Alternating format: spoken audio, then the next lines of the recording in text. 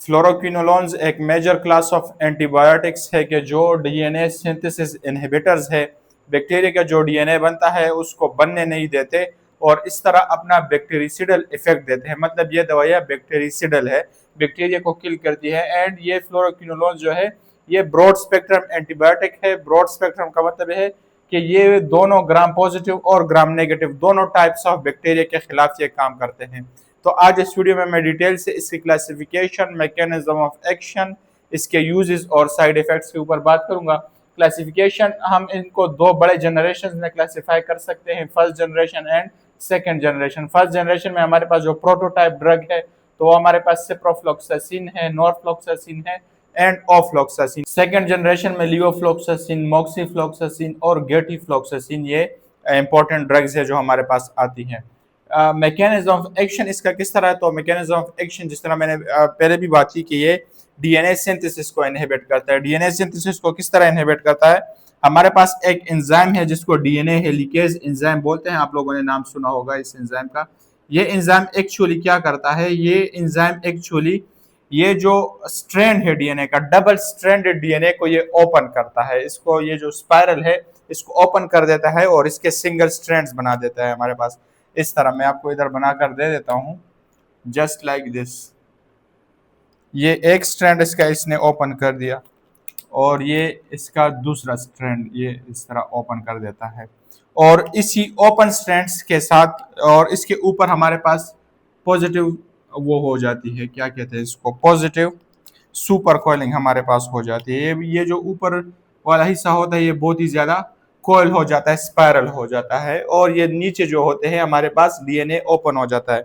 ये ओपन किस लिए होता है? ये ओपन होता है ताकि इसके साथ हमारा जो डॉटर डीएनए है वो इसके साथ बने। ये जो रेड वाला मैंने बना कर दिया ये क्या है? ये हमारे पास डॉटर डीएनए है। तो जो पुराना एक स्ट्रैंड था हमारे पास वो पहले से मौजूद था, इधर भी मौजूद था और इसके साथ जो नया डीएनए का स्ट्रैंड बना था उसको फिर क्या बोलते हैं? इसको डॉटर डीएनए बोलते हैं। और इसी तरह ये जो हमारा डीएनए है ये बन जाता है। अच्छा, ये अब जो हमारा फ्लोरोक्विनोलोन्स है ये हेलिकेज एंजाइम पर काम नहीं करते। ये हमारे पास एक दूसरा एंजाइम है, ये उसके ऊपर एक्ट करते हैं और उस एंजाइम का नाम क्या है? उस एंजाइम का नाम है डीएनए गायरेज। तो ये जो हमारे ड्रग्स हैं ये इस हमारे पास ग्राम नेगेटिव बैक्टीरिया में, ग्राम नेगेटिव में डीएनए गायरेज पर एक्ट करते हैं। डीएनए गायरेज के दो सब यूनिट्स होते हैं, एक को ए सब यूनिट कहा जाता है और दूसरे को बी सब यूनिट कहा जाता है। अभी आप यहाँ पर देखें, यहाँ पर सुपर कोइलिंग हुई है, तो ये जो सुपर कोइलिंग हुई है तो ये एक खराबी है बैक्टीरियल डीएनए के लिए, क्योंकि ये डीएनए उसका आगे इसके ऊपर एंजाइम्स आएंगे इसको तोड़ेंगे। तो अल्लाह ताला ने इसके अंदर नेचुरल मैकेनिज्म ये रखा होता है कि जो डीएनए गायरेज का सब यूनिट ए है ये दो काम करता है। सबसे पहले ये कट करता है, इस स्ट्रैंड्स को कट करता है, यहाँ पर एक इस जगह, दूसरा इस जगह, इस तरह, तीसरा इस जगह, इस तरह कटिंग करता है। इसकी कटिंग करने के बाद ये जो बी सब यूनिट है ये हमारे पास क्या करता है? नेगेटिव सुपर कोइलिंग इम्पोज करता है। नेगेटिव सुपर कोइलिंग का क्या मतलब है कि ये जो आपस में पॉजिटिव सुपर कोइलिंग की वजह से आपस में बहुत ज्यादा जुड़े हुए हैं इनको ये वापस ओपन करता है, इस शक्ल में लाता है वापस। सही है? तो ये हमारे पास डीएनए गायरेज का सब यूनिट भी करता है। जब ये वापस इस शक्ल में इसको ले आता है, चूंकि डीएनए गायरेज ने ऑलरेडी इसको कट किया होता है, तो इस कट हुए हिस्से को वापस रिसीव करना ये किसका काम होता है? ये दोबारा काम होता है डीएनए गायरेज के सब यूनिट ए का काम होता है। अब हमारे पास फ्लोरोक्विनोलोन्स ग्राम नेगेटिव बैक्टीरिया में किस तरह काम करते हैं? तो ग्राम नेगेटिव बैक्टीरिया जब हम फ्लोरोक्विनोलोन्स खाते हैं तो ये आते हैं और इस डीएनए गायरेज एंजाइम को इनहिबिट कर देते हैं, इसको अपना काम करने नहीं देते। जब ये अपना काम नहीं कर सकेगा, एक तो डॉटर डीएनए सेपरेट नहीं होगा, दूसरा ऊपर पॉजिटिव सुपर कोइलिंग हुई होगी, ये डीएनए उसका डैमेज हो चुका होगा। जब डीएनए डैमेज हो चुका होगा तो ये बैक्टीरिया रिप्रोड्यूस नहीं कर सकेगा और ये ऑटोमेटिकली ये किल हो जाएगा, इसकी कॉलोनी नहीं बनेगी और इस तरह इसका बैक्टीरिसिडल इफेक्ट आएगा। अच्छा, ग्राम पॉजिटिव बैक्टीरिया में इसका मैकेनिज्म फिर अलग है। ग्राम पॉजिटिव बैक्टीरिया में जिस तरह हमने बात की कि ये दोनों बैक्टीरिया को टारगेट करता है। ग्राम पॉजिटिव बैक्टीरिया में ये एक दूसरे एंजाइम के ऊपर एक्ट करता है। ये जो डॉटर डीएनए बने हैं यहाँ पर, इसको अब कट करने का जो काम होता है ये काम होता है टोपो आइसोमेरेज एंजाइम का। ये नाम आप लोगों ने सुना होगा, टोपो आइसोमेरेज। ये एंजाइम क्या करता है कि ये एंजाइम इस जगह पर कट लगाता है और इस जगह पर कट लगाता है। जब यहाँ पर कट लगाता है तो ये मेरे पास एक नया डीएनए बन जाता है, ये एक डीएनए और ये दूसरा डीएनए।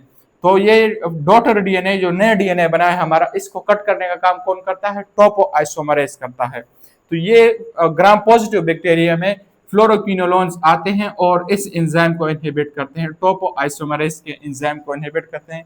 जब ये इनहिबिट हो जाएगा तो अगेन ये जो डॉटर डीएनए है ये सेपरेट नहीं होंगे और इस तरह ये बैक्टीरिया जो होता है बैक्टीरियल इफेक्ट हमारे पास आता है या बैक्टीरिया हमारा किल हो जाता है। अच्छा, ये टोपोआइसोमरेज एंजाइम हमारे ह्यूमन बॉडी के अंदर भी है, एमसीक्यूज के लिए इंपॉर्टेंट है, आप इसको सीख सकते हैं। ये जो फ्लोरोक्विनोलोन्स एक्ट करते हैं तो ये टोपोआइसोमरेज के 4 सब टाइप के ऊपर एक्ट करते हैं और हमारे ह्यूमंस में जो इसका सब टाइप है वो टोपोआइसोमरेज सब टाइप 2 है हमारा। तो इसलिए चूंकि हमारे जिस्म में सब टाइप 2 है, so these fluoroquinolones act on सब टाइप 4। तो इस वजह से जब फ्लोरोक्विनोलोन्स हम खाते हैं तो ये हमारे अपने सेल्स के डीएनए को इफेक्ट नहीं कर सकता। तो ये इसका मैकेनिज्म ऑफ एक्शन है। अगर आप फिर भी आपको कोई बात समझ नहीं आई हो तो आप कमेंट्स में क्वेश्चन कर सकते हैं। कंडीशंस या बीमारियों में हम इसको यूज कर सकते हैं फ्लोरोक्विनोलोन्स को। तो हम इसको यूरिनरी ट्रैक्ट इन्फेक्शन में दे सकते हैं, सिप्रोफ्लॉक्सासिन या लेवोफ्लॉक्सासिन। चूंकि urinary tract infection mostly gram negative bacteria की वजह से होते हैं और ये जो ड्रग्स हैं हमारे ग्राम नेगेटिव बैक्टीरिया में अच्छा काम करते हैं। इसके अलावा रिस्पायरेटरी ट्रैक्ट इन्फेक्शंस में हम सोर थ्रोट हो गया या ब्रोंकाइटिस हो गया या लंग्स इन्फेक्शन हो गया तो उसमें इस्तेमाल कर सकते हैं। लिप्रोसी एक टाइप ऑफ डिजीज है बैक्टीरियल जो स्किन को, आइस को, न्यूरॉन्स को और मुख्तलिफ रिस्पायरेटरी ट्रैक्ट्स को इन्फेक्ट करती है। तो उसके ऊपर उसमें हम इस्तेमाल कर सकते हैं। गोनोरिया एक सेक्सुअली ट्रांसमिटेड डिजीज है। इस तरह कैंक्रोइड हमारे सेक्सुअल ऑर्गन्स में छोटे छोटे दाने से निकल आते हैं, काफी पेनफुल हो सकते हैं।